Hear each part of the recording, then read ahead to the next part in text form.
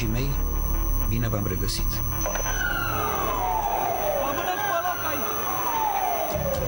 Plângeți, dragii mei, dar nu deznădăjduiți.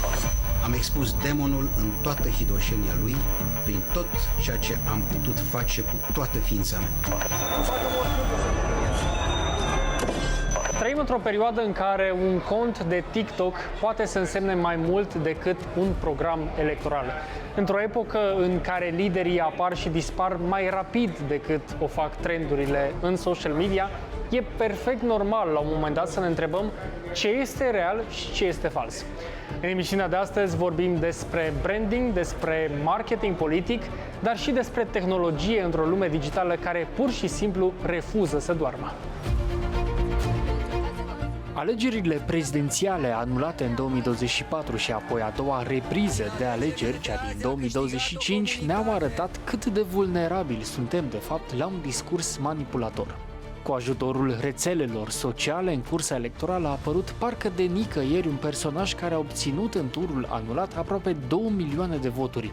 Dar această parte a istoriei politice românești nu a fost nici pe departe o întâmplare. Marketingul politic a contribuit din plin, iar tehnicile specifice mediului online au ajutat la construirea unui adevărat guru.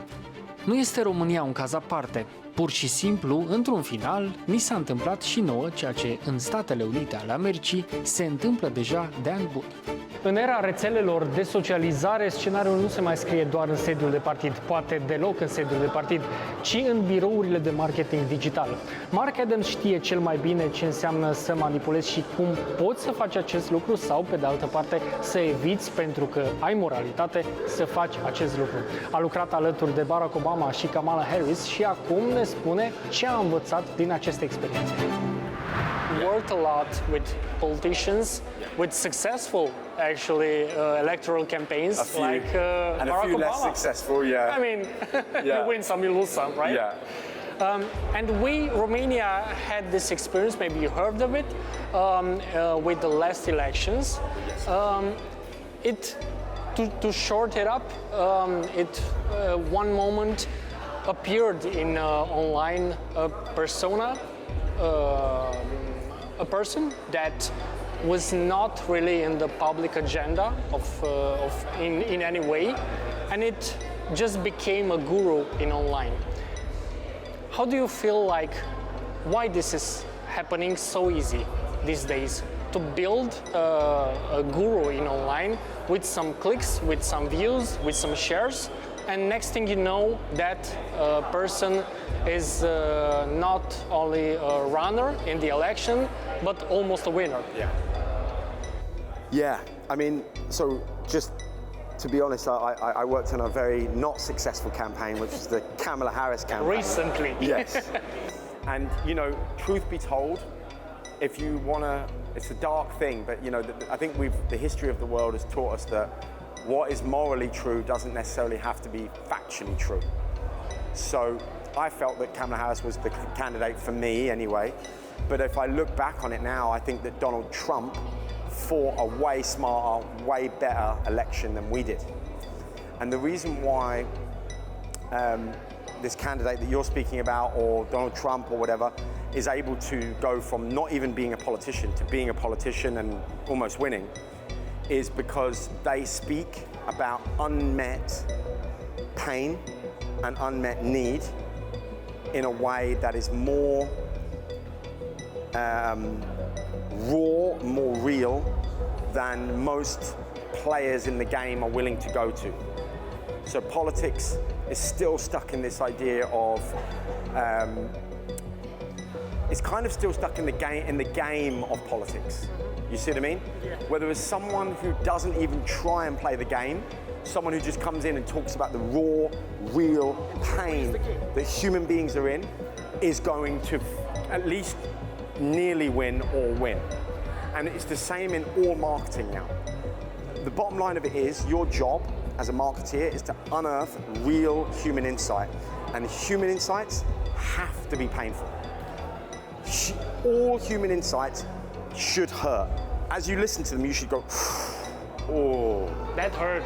That hurts. And when you're dealing with that stuff and you're cooking with those ingredients, you're going to cook something powerful. It might not be moral, but it will be powerful.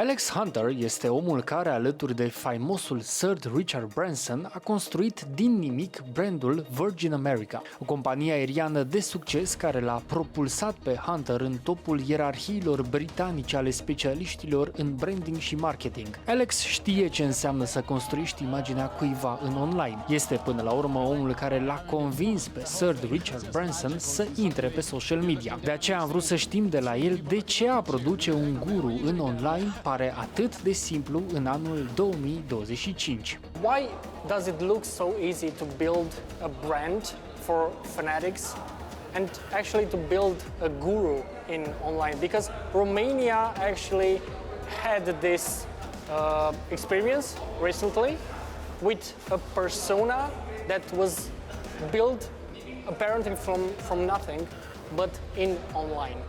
Why does it look so easy to do? I think frighteningly, because it is. I think when you marry a personality, someone who can come across well on camera, maybe charismatic, with reasonably extremist thinking and provocative words and ideas, and with the frictionless nature of social media, you put those things together, and for better or worse, those things grow exponentially very, very quickly. And I think what our challenge is, not maybe for just in Romania, but globally, is to educate, especially young kids. I have 3 young kids. Educate them to be critical in their thinking and question who's benefiting from this message, really, and am I finding voices and ideas that are counter to what this is, so that I get a balanced perspective. I certainly didn't grow up with that challenge. They have it every single day, and I don't envy them. It's hard. It's so hard because, as you say, these people can spring up overnight, and all of a sudden they've got audiences of millions, and they're saying dangerous, dangerous things, and it's worth educating against. Vine așadar și întrebarea logică. Cum am ajuns aici? Am discutat această dilemă atât cu Mark Adams cât și cu Alex Hunter pentru a încerca să înțelegem cine este vinovatul. How are we now in this moment where the moral part of the game actually it looks like it doesn't matter. Yeah. Like it should, right? Yeah. I mean, it still should. Yeah. It should be a big part of what we're doing, especially in politics. Yeah. Why we stopped thinking and we started being so cynical maybe about it in marketing and in politics marketing? I have a very controversial opinion to this. So I was asked after we worked on the Kamala Harris campaign and we lost. I said before this happened, I don't believe we're going to win because American society no longer believes in the concept of being a citizen. It no longer believes in the concept of having citizenship of something. It just believes in being a consumer. And so here's something controversial. People like me, and maybe some of the people here, have taught audiences and society to think like a consumer so much, so many times, every single day, that we have forgotten how to be a citizen. And the difference between a consumer and a consumer looks at what their life pain is and tries to maximize all options in order to solve the pain that they're in. And brands have been playing into that, like, oh, poor you, this is unfortunate, you're going through so much. And politicians do the same. And politicians have been doing the same. A citizen doesn't think about that. A citizen thinks about the network, that person, that node, that they are a node, that they are part of, and and a citizen thinks about the general good, and a consumer only thinks about their own good. Do you feel like this has spread from the Americans? Absolutely. Yeah. So everyone, right? The biggest problem on planet Earth right now, and the problem that we need to face up to 150%, is if we don't do this, it's over. Is that human beings now consider themselves to be consumers first, and something else second, and citizens third. And that is a failure. It is the success of marketing to teach you that you're a consumer first, and it is the failure of the political sphere to put together an alternative perspective that makes you remember that you are actually a citizen of a network where your own pain and need isn't the most important thing. Do you feel like we have the means and maybe the intention to switch this thing around? Maybe, I don't know, teach marketing, politics to be more I think moral? the political game is so far behind the marketing game. Like politics, when I worked with Barack Obama, I worked with Kamala Harris, it's so rudimentally, fundamentally kindergarten behind the advances and the way that marketeers think, that I think now that I genuinely believe marketing is the enemy of politics. So to quote you Yeah. with what you said a lot in your presentation, we are effed now. A bit. If political organizations and institutions cannot upskill themselves and to understand the mindsets of marketing truly, we're going to have absolute chaos for the next. In fact, we'll have so much. There are two ways to learn things. Number one is you can have moral memory. So you can remember the important lessons of the past. For example, here, you guys had Georgescu, etc. Some things you don't want to go through again, right? But what happens is, as moral memory disappears in the next generation, the same lessons have to be relearned. And because we're not doing a good enough job globally of teaching people what the lessons of the past were and codifying them. Like, I live in Sweden right now. And let me tell you now, every single person brought up in Sweden knows why they pay 50% tax. They know what it gets them. They get a bill from the hospital that says this would have cost you this, but you don't have to pay because you pay 50% tax. We, in the West, in the rest of the West, nobody gets that bill, that piece of theatre that says, my God, it was free because I pay my tax. So nobody understands what their taxes go towards. So we're literally creating this massive opportunity for anyone to come in and hijack in a predatorial way. We talk a lot about how and what individuals can do in situations like this, but do you feel like there is something that institutions, governments, countries can do in order to help people help themselves? Yeah, I think there's an education component for sure. I think at a grassroots level, at a school level, there has to be baked into curriculum an education. We used to be taught how to cook, which is invaluable, and other things for making a home, financial education.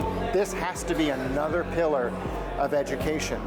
I think there have been some initiatives to put warnings at the bottom of content. Even in advertising on mainstream media in France, if it's high calorie or sugar, they put a warning saying you shouldn't be eating or drinking too much of this. A gallon. We have to be careful that we're not imposing anything that will stymie free speech, but at the same time, it's worth contextualizing for sure. Do you feel like there will be a point where everyone will, like a wonder, like a miracle, will realize that this continuous running towards clicks and views and shares, it's not really okay in terms of maybe in politics, in marketing, in business? Do you feel like this will happen, and how it will happen? I certainly do think that we'll reach a saturation point as a species where we can't compress an idea any more than into 15 seconds on TikTok, and we will then crave that longer form explanatory piece of content, or we'll just be so exhausted by it that we just go click, I can't deal with this anymore. I think we've run about as fast as we can, and whether or not we collapse is yet to be seen. I don't know, we're not there yet, but we're getting there.